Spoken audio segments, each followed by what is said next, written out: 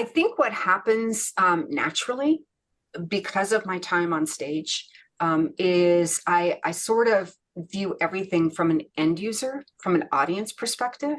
And so when I am training or I'm teaching, or even as I'm observing things that are going on, I'm looking at things, I'm filtering it through through that audience perspective. Welcome to the AttractionPros podcast, where we discuss the latest trends and challenges facing the attractions industry today. We chat with some of the top leaders in the field and provide resources that will help develop your career in this great industry. I am Josh Liebman. I am obsessed with the guest experience and helping attractions make that their top priority for success. And I'm Matt Heller. I am passionate about organizational effectiveness, leadership development, and employee engagement. Now sit upright, hold on tight, and get ready for the AttractionPros podcast. Calling all thrill makers, fun creators, and attraction pros. Get ready for the ride of a lifetime at IAAPA Expo 2023, the global attractions industry's premier event. Join us in Orlando, November 13th to the 17th for a week of learning, networking, and exploring trends and new technologies.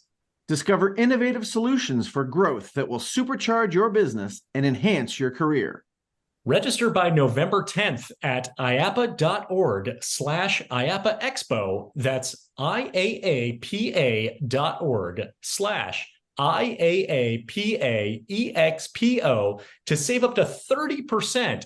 And get an additional $10 off with the code APROS. That's APROS.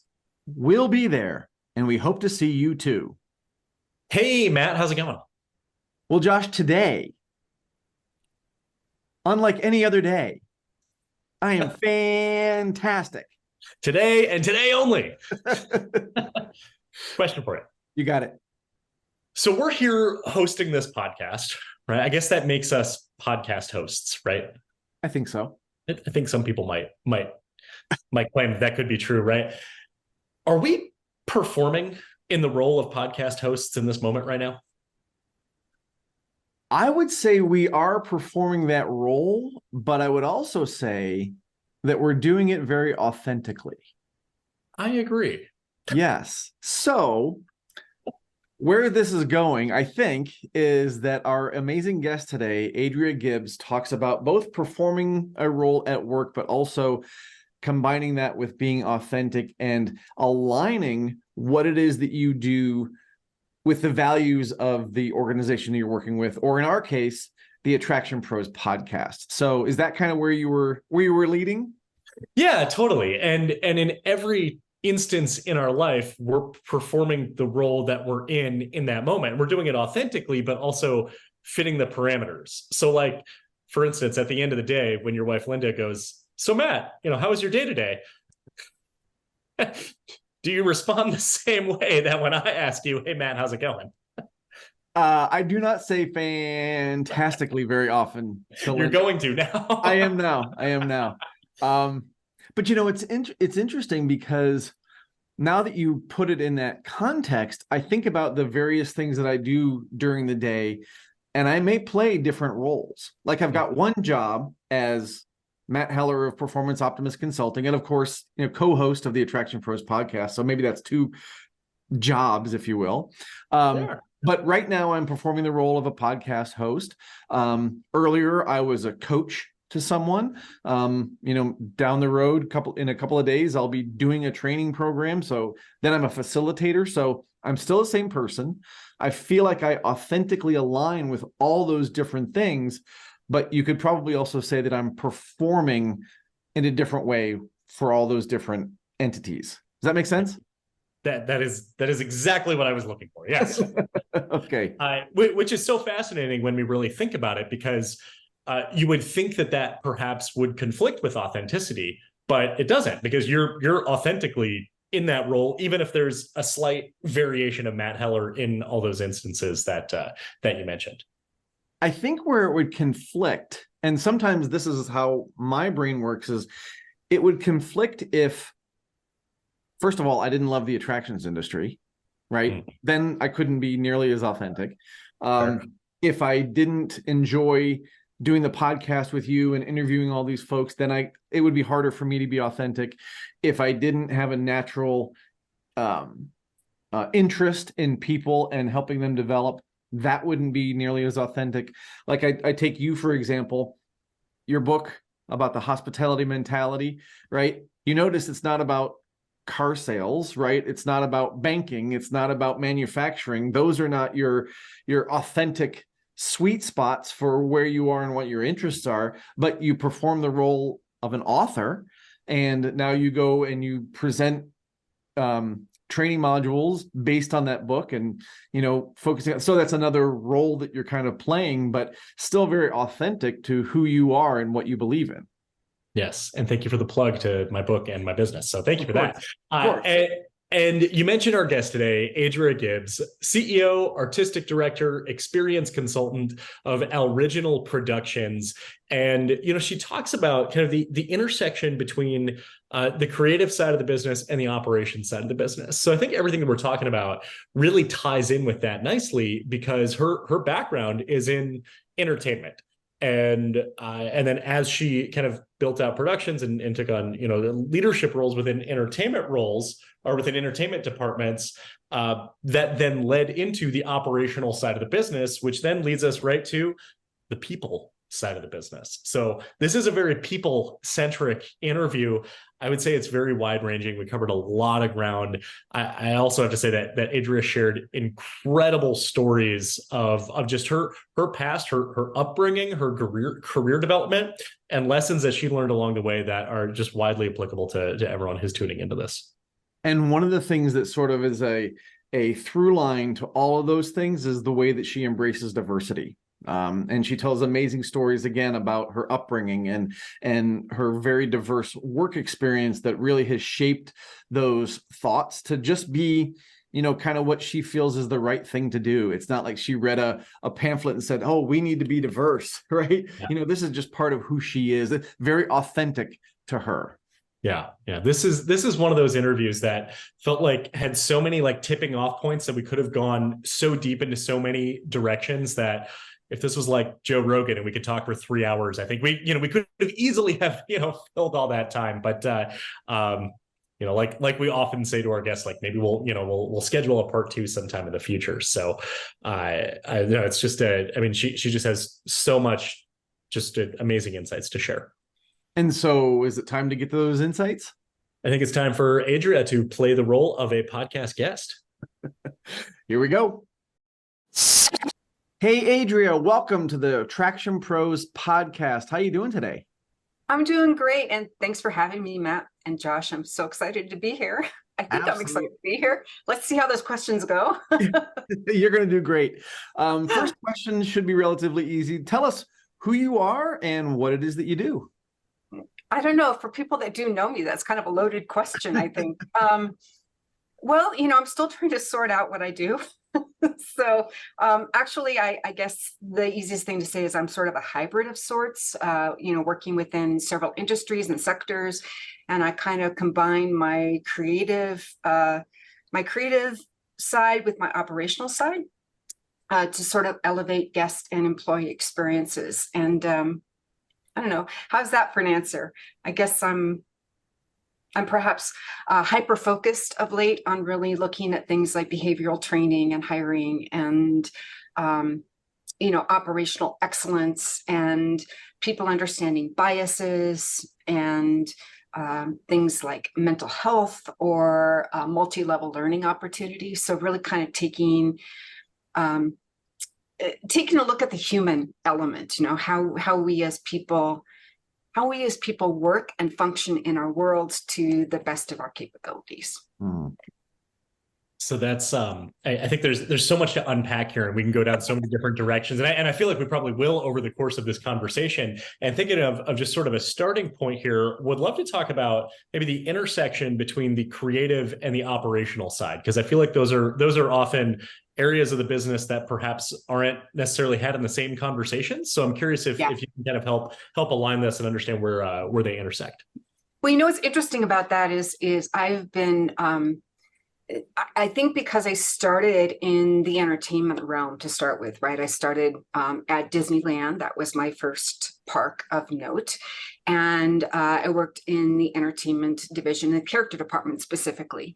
And from there, I developed as a choreographer and a director and a writer and a performer on a level that included major theatricals. So it was a really interesting curve for me. But because I like to do things like eat and pay my bills, I had to figure out what to do between contracts. And between contracts, I took the opportunities that kind of came my way to use as a way to inform myself on a growth trajectory, right? In a variety of different disciplines. So everything from child development, I did a lot of work in the child development realm, writing and developing programming and learning all about that piece of it.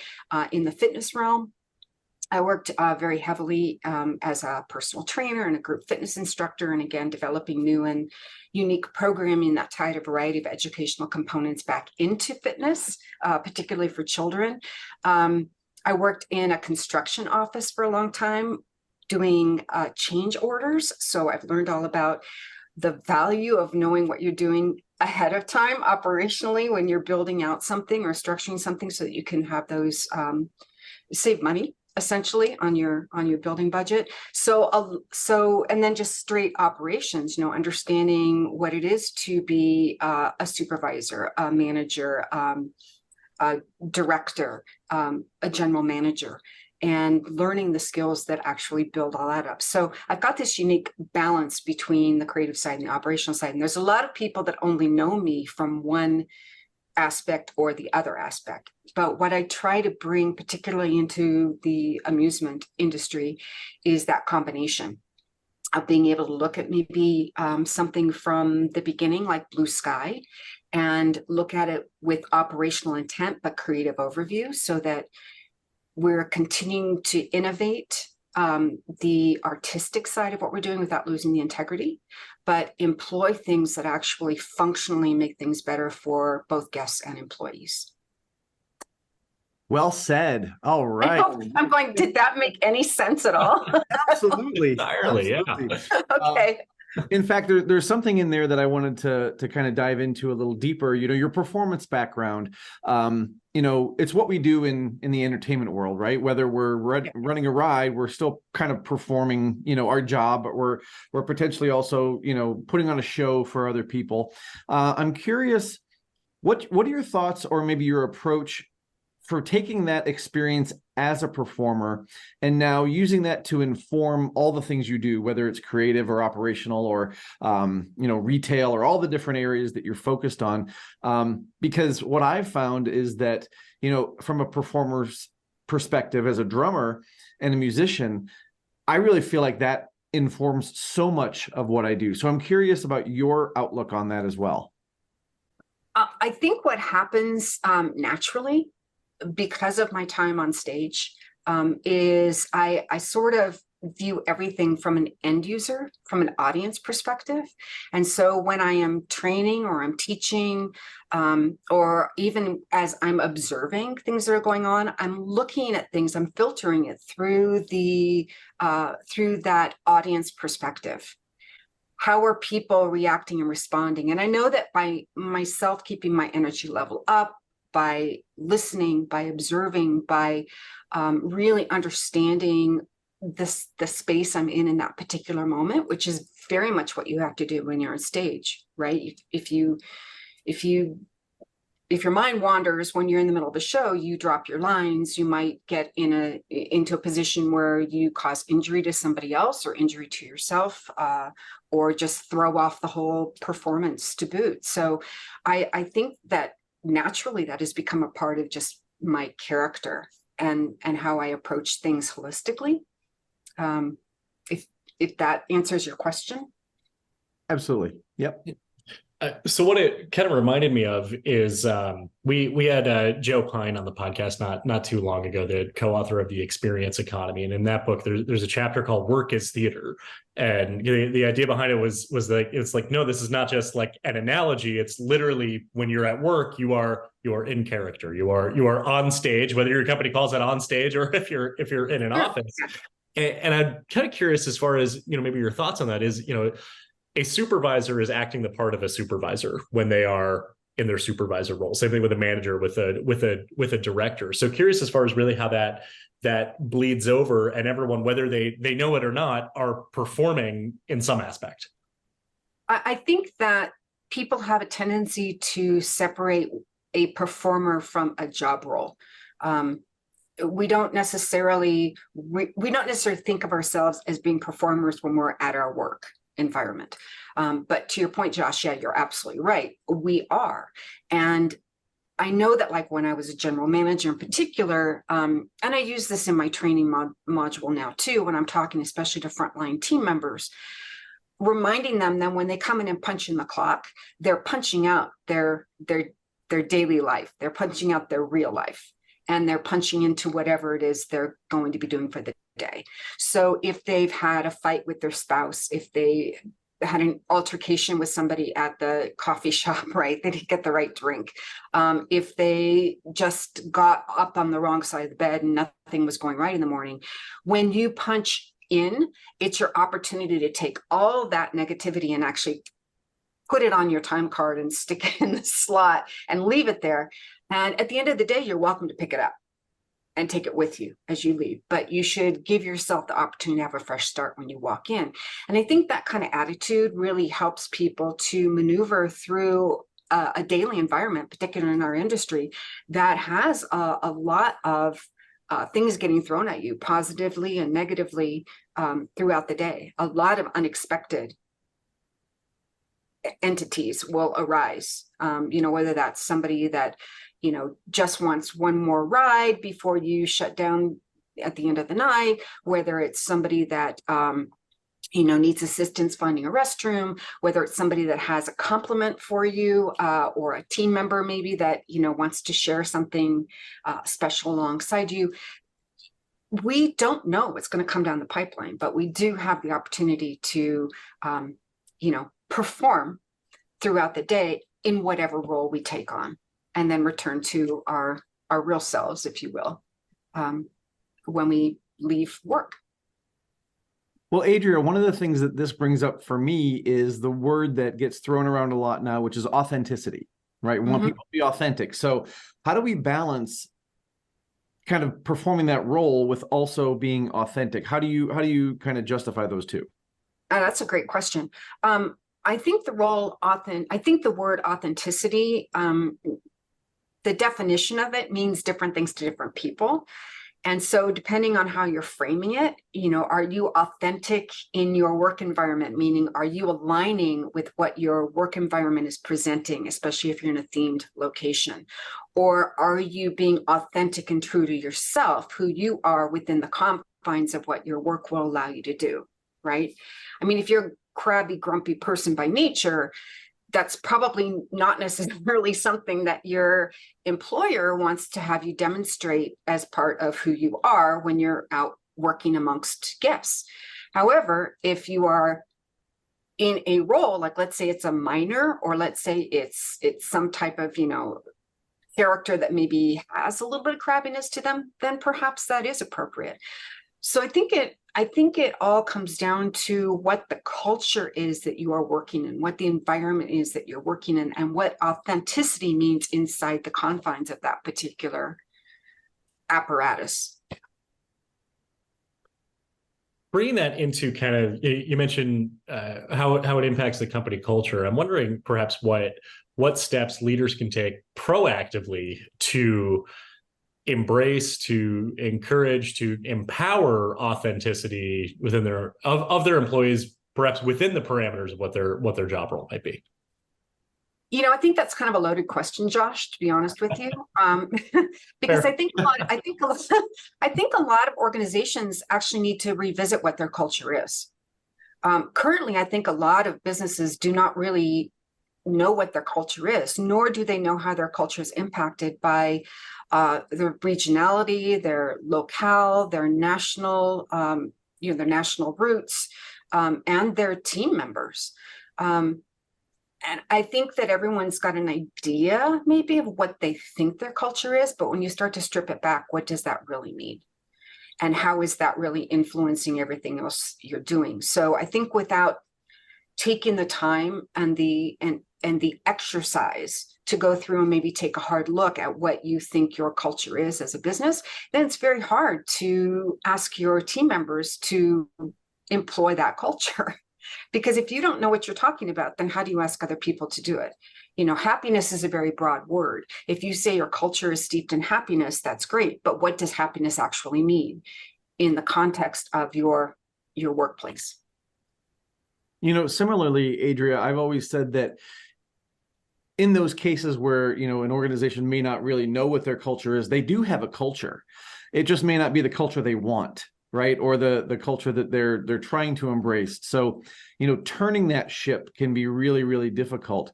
But you mentioned something in there that's really interesting in terms of the regionality and where people are that can have an impact on the culture. And I know you've literally worked all over the world. So I'm curious, what are some lessons you've taken away from working with so many different, country cultures that might impact company culture? Well, first of all, I consider it a gift that I have been able to work in so many different places with so many different people and organizations, because each one of those opportunities continues to inform me and educate me to a higher level, and ultimately gives me more information and knowledge to share with the next group that I come in contact with. So for that, I'm really appreciative. But I think the key things for me, and I think I learned this early on without knowing I was actually learning it, was taking the time to listen to the people that are around me, the people I'm working with. And that means not just strictly maybe the owners and managers, but also the people that are working on the front lines, the people that are in direct contact very often with guests.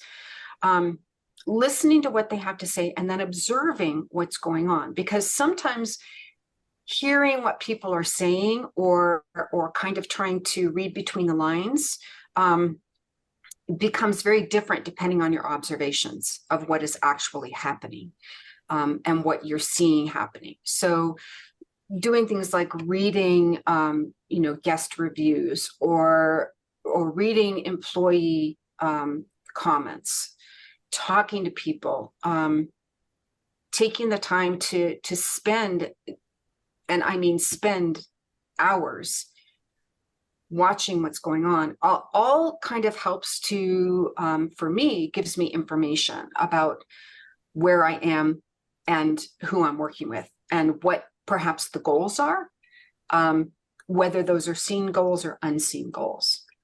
And so culture, it's ingrained in us in a way that I don't think any of us even realize. And that culture comes from not only how we were raised and grew up and the areas we were raised and grew up in, but also what's happening, in our local community, what things are important to our local community, what things are important to our states, right? I actually have flagged this to several companies that work in the United States that are putting different entities down in different states and reminding them that California is not like Florida, is not like Louisiana, is not like Montana.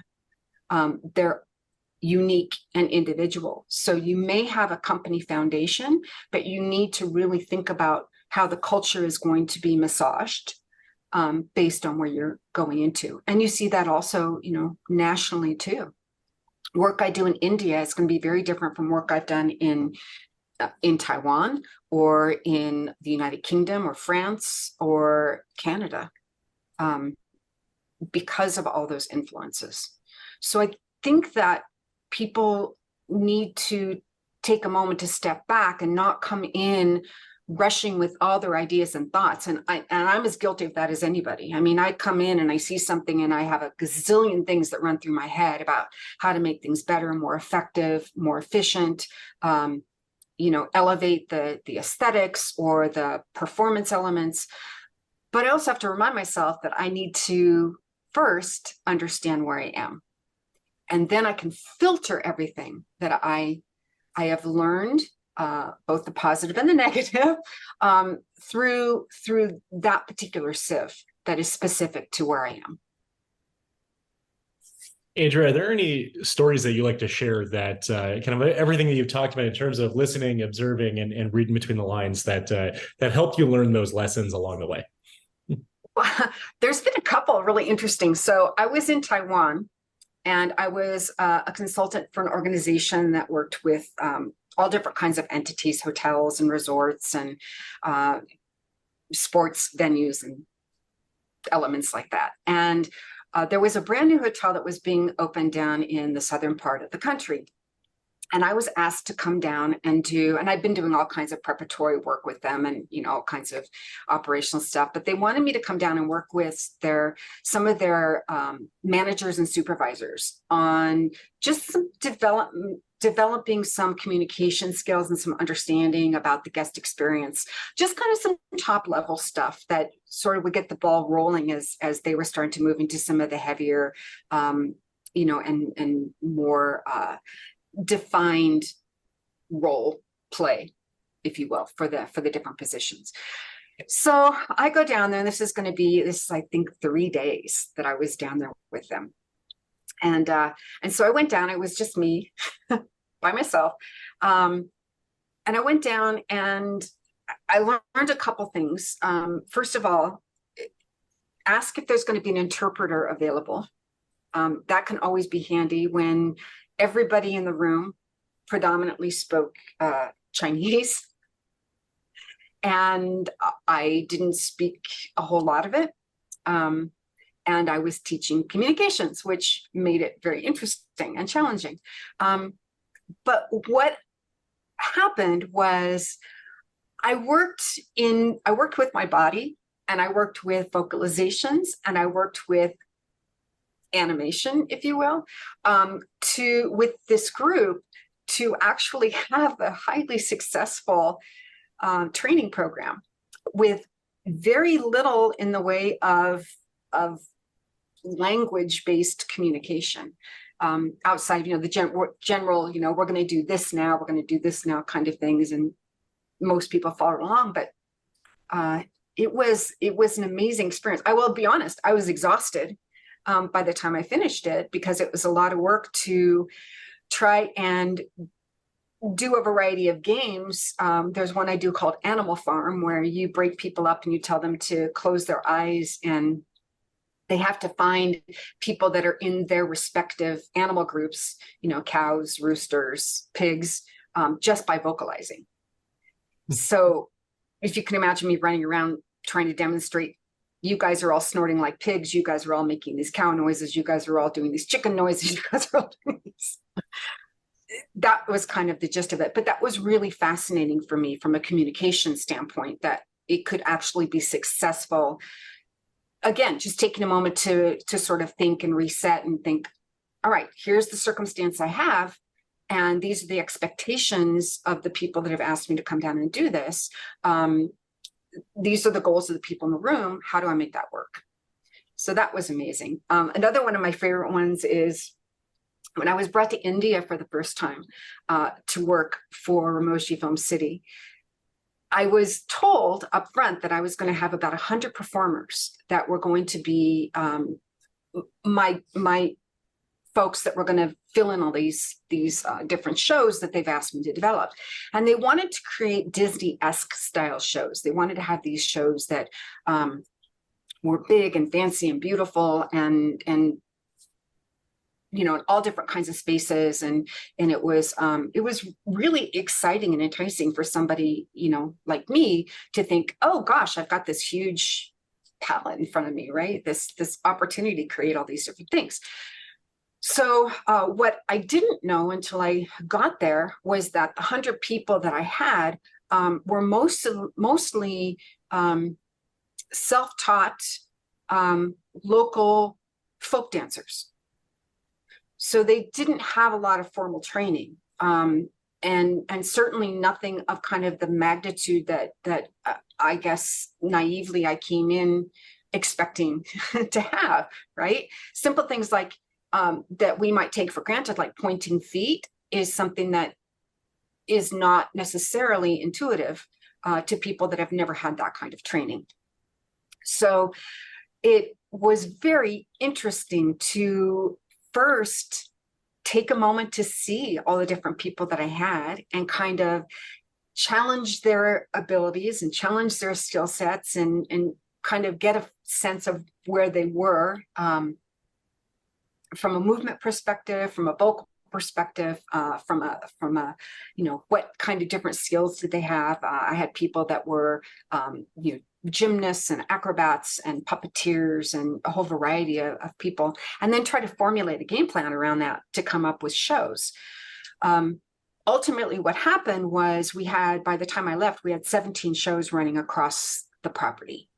And the largest one was a Vegas style production show that had 4 major production numbers in it, and 3 specialty acts that were in between it. And we used this show, we had a truncated version that we used daily in the park, and then the longer version we would do for events and special programming. But I was standing back by the light board watching the show at one point, and I had, after the show was done, I had some British tourists approach me and ask me where I had imported all the dancers from. And I said, no, they're all local.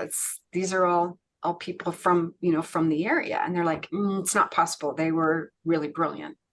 They were really solid. Said it's one of the best shows we've ever seen, bar none. And that to me was such an elevation of the hard work that all the team members had done, all those performers and the stage managers and the designers and everybody that was involved, had reached this pinnacle that was recognized by others. And so that was a pretty amazing moment. But it was an arc, to get from, point A to point to Z, essentially.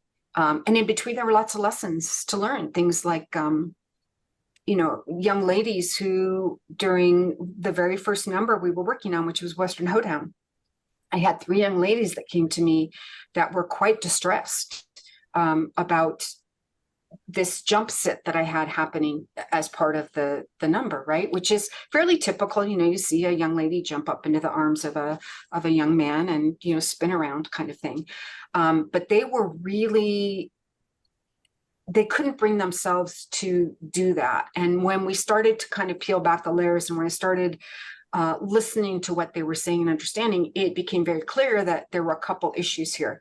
One was they were concerned that their parents may not be able to find them a suitable match if they felt that they had been in any way, shape, or form weren't pure.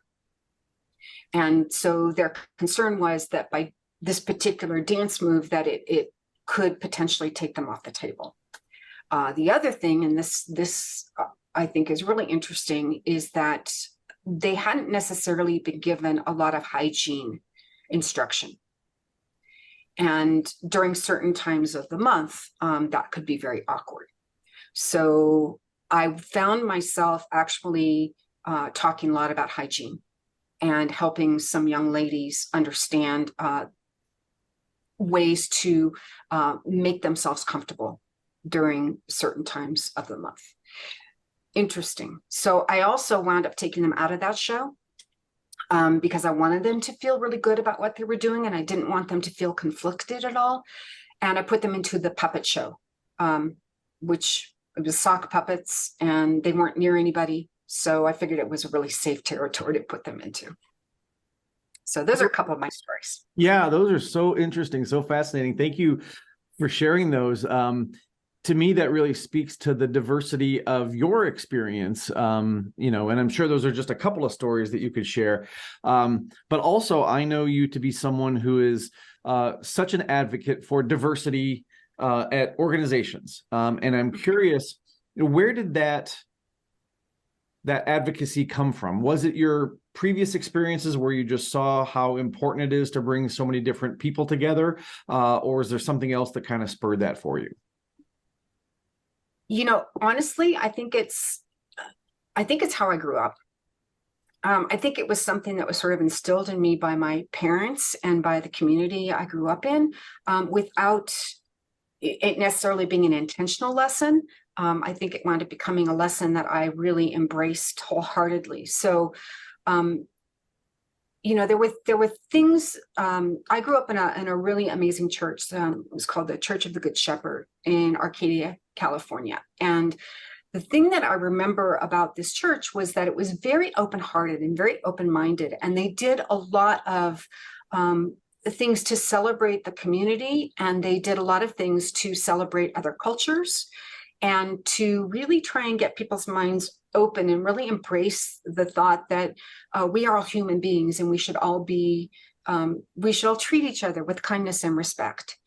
And our youth minister, when we were going through confirmation, would do things like they took us to a synagogue to talk to the rabbi and talk about the Torah and talk about what their religion was all about and what they believed in. And she took us to a Middle Eastern museum to talk to the folks there about what it is to be a Muslim and what the Quran says, and information about Islam, and we spoke to people about Buddhism and Hinduism and all these different things, and I was young at the time. So it was very interesting to hear all of that and sort of understand that the church I grew up in was very welcoming to all of these different philosophies and thoughts and religions, and the power behind them to shape people into positive beings. That was really the messaging that they were working on. Also, as I was growing up, I have a family member who has spina bifida. And when we were kids, he was in this honking wheelchair. I mean, this thing was, I don't know, it weighed more than all of us put together, I think. But my brothers and I always wanted to make sure that David was included. So this was before ADA. And we would haul his chair up, upstairs or wherever, or we would make sure that the games we were playing, he was easily included in, and a whole variety of things like that, without understanding or really acknowledging the fact that he was in a wheelchair, just knowing that we wanted him to be included. And as I continued kind of down that journey, I had the opportunity. I was working at Walt Disney World as a choreographer. I was part of the very special arts festival that was being performed on the castle courtyard in front of Cinderella's castle. And I was right next to kind of the green room area where we had some performers waiting. And I was telling, I think, our stage manager that I was heading up to the roof of Cinderella's castle to check out the surfaces up there for where my chimney sweeps are going to perform. And somebody in the room said, "Oh, I want to go with you." And so I kind of leaned around and I'm like, "Yeah, sure, you can go." Much to the horror of everybody that was in the room, because the gentleman, whose name was Tom Sullivan, is blind. And everyone is like whispering, "You can't take him up there, he's blind." I'm like, "Why not? I don't see the problem. If he's comfortable with it, I'm comfortable with it. What's the issue, right?" And I'm sure they're thinking in their heads, "Oh, he's going to walk off the edge of the castle roof and it's going to, hurt himself on the way up," and all these different things, right? But I was like, "Hey, Tom, if you want to go, let's go." So we went up, the castle stairs, which are, kind of janky, and had to crawl out through this little tiny sort of, opening to get on the roof. And we came out on the roof and we were standing up there and it was quiet. And neither of us said anything for a moment. And then all of a sudden, Tom said, "This is one of the most beautiful things I've ever seen."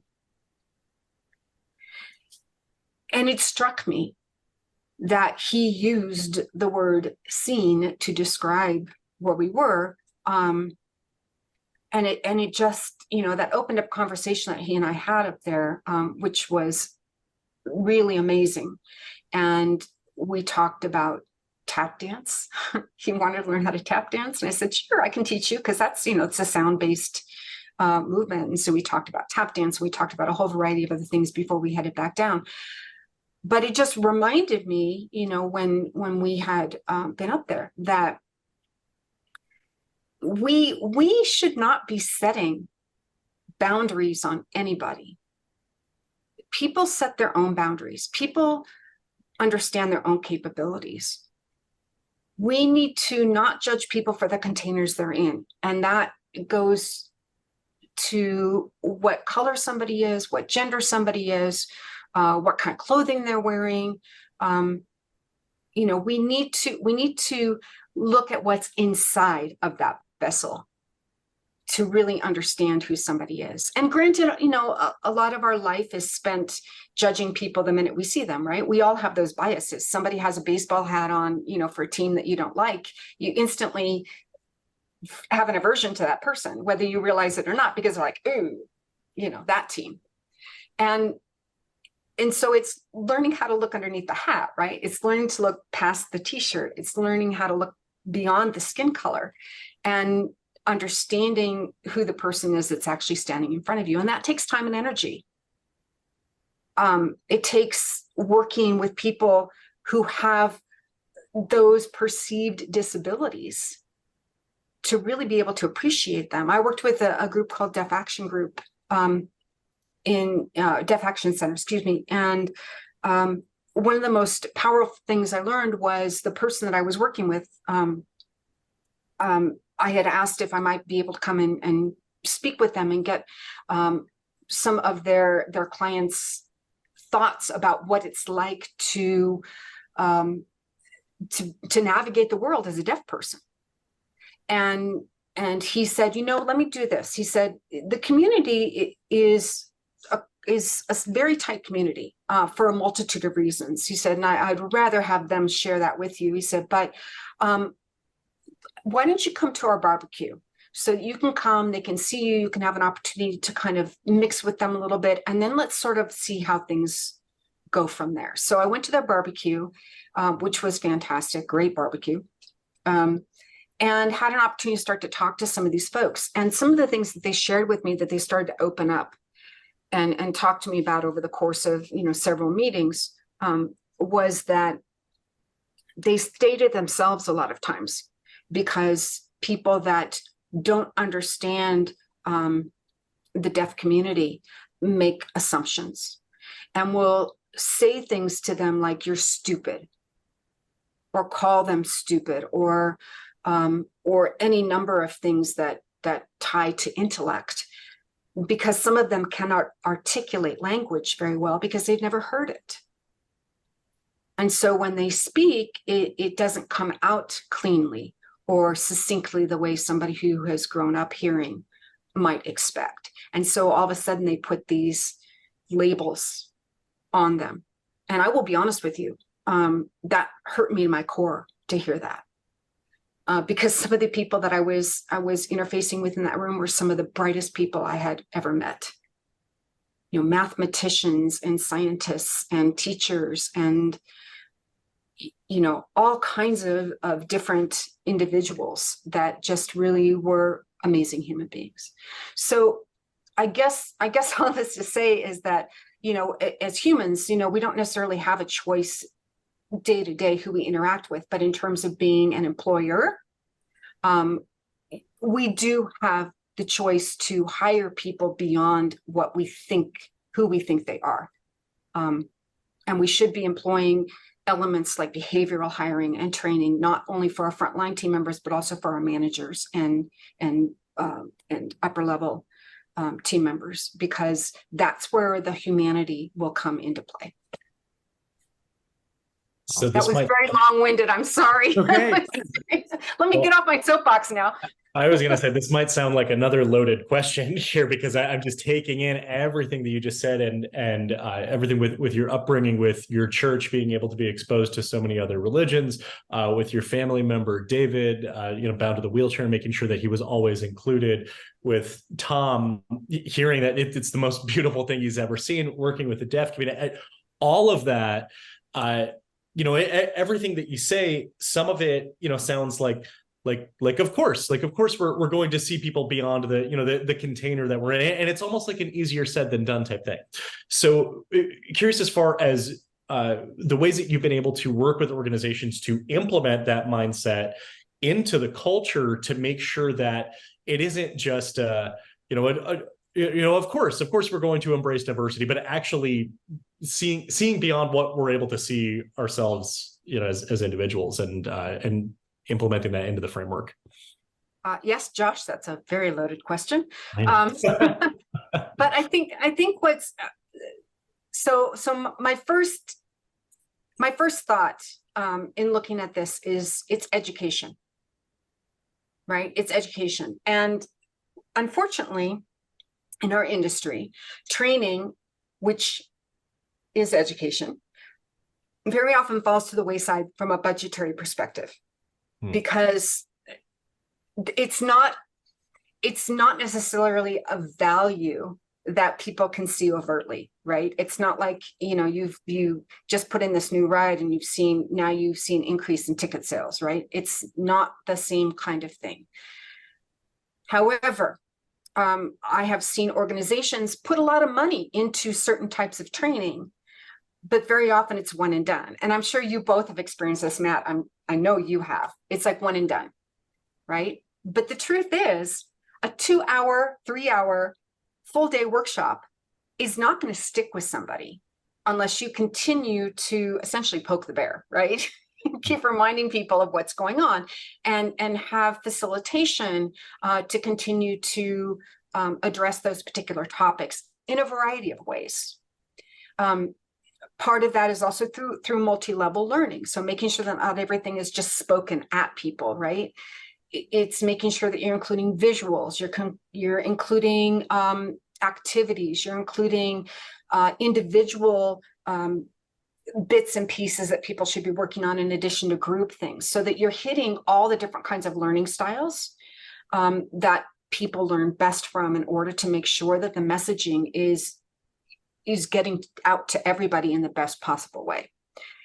And so I think that organizations that want to really promote and propel behavioral training forward need to be very thoughtful about how they're actually laying out this training beyond, their orientation and, here's your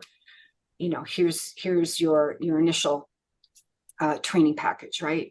So it's a much bigger proposition, and it's a much bigger question for organizations to take into account.